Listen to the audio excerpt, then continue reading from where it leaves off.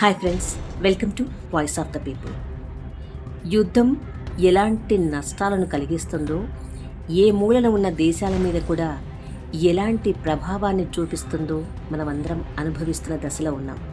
ఈ స్థితిలో ఈ యుద్ధాల వల్ల లాభాలు ఎవరికి అంటూ ఆంధ్రజ్యోతి దినపత్రిక కోసం బిఆర్ బాపూజీ గారు రాసినటువంటి ఆర్టికల్ని ఆడియో రూపంలో అందిస్తున్నాం. ఫిబ్రవరి 28న ఇరాన్ మీదకి ఇజ్రాయెల్ ప్రభుత్వము, దాన్ని నడిపే అమెరికా ప్రభుత్వము కలిసికట్టుగా బాంబులతో దాడి మొదలుపెట్టి ఇప్పటికీ కొనసాగిస్తున్న సంగతి తెలిసిందే. ఈ యుద్ధం అంతర్జాతీయ న్యాయ సూత్రాలకు ఎలా విరుద్ధమో, ఇజ్రాయెల్ ప్రాంతీయ ఆధిపత్యం కోసము, అమెరికానేమో ప్రపంచ ఆధిపత్యం కోసము ఎంత దౌర్జన్యంగా ఈ యుద్ధాన్ని కొనసాగిస్తున్నాయో అలా వేరువేరు కోణాలలో చర్చించడం వల్ల పాఠకులకు ఎంతో ఉపయోగమే. ఈ వ్యాసంలో యుద్ధాలకు మూలం సరుకుల అమ్మకాల కుమ్ములాటల్లో ఎలా ఉందో చూపాలని నా ప్రయత్నం. ఏ సమాజంలో అయినా సరుకుల ఉత్పత్తి ప్రధానంగా 2 శాఖల్లో జరుగుతుంది. ఒకటి సరుకులు తయారు చేయించడానికి అవసరమైన ఉత్పత్తి సాధనాల శాఖ.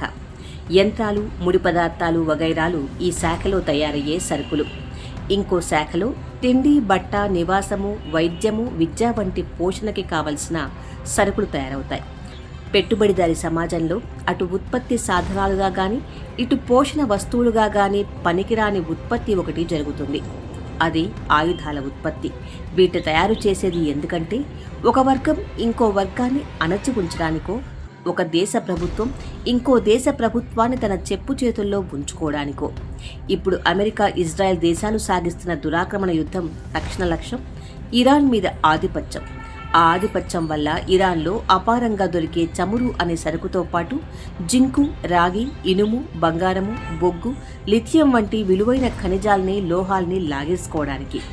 ఇంకో ముఖ్యమైన విషయం ఏమిటంటే తరచుగా 2 దేశాల మధ్య గాని, 2 కూటముల మధ్య గాని యుద్ధాలు జరిగితే లాభపడేది యుద్ధ సామాగ్రిని సరుకులుగా తయారు చేయించే పెట్టుబడిదారులే. ఆయుధాల్ని తయారు చేయించేది ప్రైవేట్ పెట్టుబడిదారులే కాదు, ప్రభుత్వమే ఒక పెట్టుబడిదారిగా ఆ పని చేయిస్తుంది. ఇప్పుడు జరుగుతున్న యుద్ధంలో వందల వేల సంఖ్యలో ఆయుధాలు ఖర్చయిపోతూ ఆయుధాల కొరత ఏర్పడుతూ ఉంది అని వార్తలు. అందుకే ఇటీవల అతిపెద్ద ఆయుధ కంపెనీల వాళ్ళని అమెరికా రక్షణ శాఖ పిలిపించి గతంలో కంటే 3-4 రెట్ల ఆర్డర్లు ఇచ్చిందని రాయిటర్ వార్తా సంస్థ తెలిపింది. అంతేకాదు, ఇవాళే $660 మిలియన్ల విలువ కలిగిన 27,000 బాంబులను ఇజ్రాయెల్కి అమ్మడానికి అమెరికా నిర్ణయించింది. ఆయుధ తయారీ కంపెనీలలో అమెరికాలో ఉన్న అధికార ప్రతిపక్ష పార్టీల నాయకులకు, వాళ్ల భార్యలకు పెద్ద మొత్తంలో షేర్లున్నాయి. ఇరాన్ మీద అమెరికా, ఇజ్రాయెల్ యుద్ధం ప్రారంభించడానికి 2 రోజుల ముందు అంటే ఫిబ్రవరి 26న ఏ దేశాలకు అమెరికా ఆయుధాలని ఎన్ని అమ్మిందో, ఎన్ని ఇంకా సప్లై చేయాల్సి ఉందో ఆ వివరాలన్నీ అమెరికా విదేశాంగ వెబ్సైట్లో ఇచ్చారు. ఫిబ్రవరి 6వ తేదీన జారీ అయిన ఉత్తర్వుల ప్రకారం దాదాపు 40 దేశాలకు ఏ రకమైన, ఎంత శక్తివంతమైన, ఎన్ని శాల్తీలు ఎప్పటికల్లా కావాలో అన్ని వివరాలు ఉన్నాయి. ఆ 40 దేశాల్లో ఇప్పుడు ఇరాన్ చుట్టూ ఉన్న అమెరికా అనుకూల దేశాలు కూడా ఉన్నాయి. Saudi Arabia, Kuwait, Lebanon, Bahrain, United Arab Emirates, Qatar వగైరా. అంటే ఆ దేశాలు అమెరికా నుంచి కోట్ల ఖర్చు పెట్టి ఆయుధాలని కొని తీరాలన్నమాట. అంత డబ్బు ఎక్కడి నుంచి వస్తుంది? శ్రామిక జనాల నుంచి, వారి యజమానులు శ్రమ దోపిడీ ద్వారా లాగిన కోట్ల అదనపు విలువ నుంచి. కనీసం విద్య, వైద్యం, ఉద్యోగాలు వంటి వాటి మీద ఖర్చు పెట్టడం అన్నా కాదు. పరాయి దేశం మీదకి సైనికుల్ని పంపి అక్కడి ప్రజల్ని, సైనికుల్ని, వీళ్ళు అక్కడి ప్రజల్ని, సైనికుల్ని అవతలి దేశమో చంపుకోవడాలే కదా. ఒకరి రక్తాన్ని ఇంకోరు కళ్ళ చూడడమే కదా. ఈ దారుణ పరిస్థితుల్ని సాహిర్ లూధ్వియాన్వి అనే ఒక కమ్యూనిస్టు భావాలు గల ఉర్దూ కవి 1965లో ఓ మంచి మనుషుల్లారా అనే యుద్ధ వ్యతిరేక గీతంలో ఇలా అంటాడు: మన రక్తమై ఉండొచ్చు, లేదా పరుల రక్తమై ఉండొచ్చు, చివరికి అది మానవ జాతి రక్తమే. యుద్ధం తూర్పులో జరిగినా లేదా పడమట జరిగినా చివరికి అది ప్రపంచ శాంతి రక్తమే.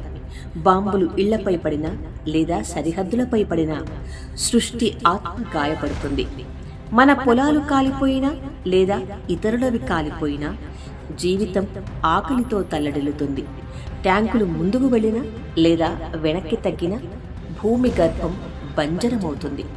విజయోత్సవం జరిగినా లేదా ఓటమి దుఃఖం వచ్చినా జీవితం మృతదేహాలపై ఏడుస్తుంది.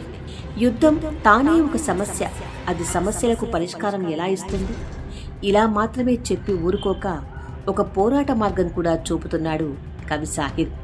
అందుకే ఓ మంచి మనుషుల్లారా, రండి ఈ దురదృష్ట ప్రపంచంలో ఆలోచనల వెలుగును వ్యాప్తి చేద్దాం, శాంతికి బలమిచ్చే అలాంటి పోరాటాలను ప్రారంభిద్దాం. మరణాన్ని పండించే రాజకీయాలకు వ్యతిరేకంగా పోరాటం, పేదరికానికి బానిసత్వానికి వ్యతిరేకంగా పోరాటం, తప్పుదారి పట్టిన నాయకత్వానికి వ్యతిరేకంగా పోరాటం, పెట్టుబడిదారి ఆధిపత్యానికి వ్యతిరేకంగా పోరాటం, యుద్ధాల తత్వానికి వ్యతిరేకంగా పోరాటం, శాంతియుత జీవితం కోసం శాంతి. మరి మనం చెయ్యవలసింది సాహిర్ చెప్పినట్టు పెట్టుబడిదారీ విధానానికి వ్యతిరేకంగా పోరాడమే. దానికి మొదటి అడుగు లాభాల కోసం ఆ విధానం ఎంత దుర్మార్గానికి నీచత్వానికి ఒడిగడుతుందో తెలుసుకోవాలి. దాని దుర్గుణాన్ని ఒక కార్మిక నాయకుడు ఎంత బాగా చెప్పాడు. మార్క్స్ తన రచన పెట్టుబడిలో ఇలా ప్రస్తావిస్తాడు.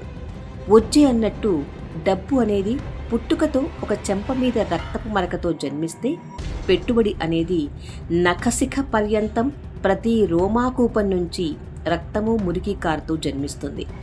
తగినంత లాభం ఉంటే పెట్టుబడి చాలా ధైర్యం కలది. నిశ్చయమైన 10% లాభం ఉంటే అది ఎక్కడైనా వ్యాపారం చేస్తుంది. నిశ్చయమైన 20% లాభం దానికి ఉబలాటాన్ని కలిగిస్తుంది. 50% లాభం సాహసాన్ని కలిగిస్తుంది. 100% లాభం ఉంటే అది మానవీయ నియమాలన్నింటినీ కాలరాయడానికి సిద్ధపడుతుంది. 300% లాభం ఉంటే అది ఏ నేరం చేయడానికైనా సంకోచించదు, ఏ ప్రమాదావకాశానికి వెనుదీయదు, దాని యజమానికి ఉరిశిక్ష పడే అవకాశానికి కూడా.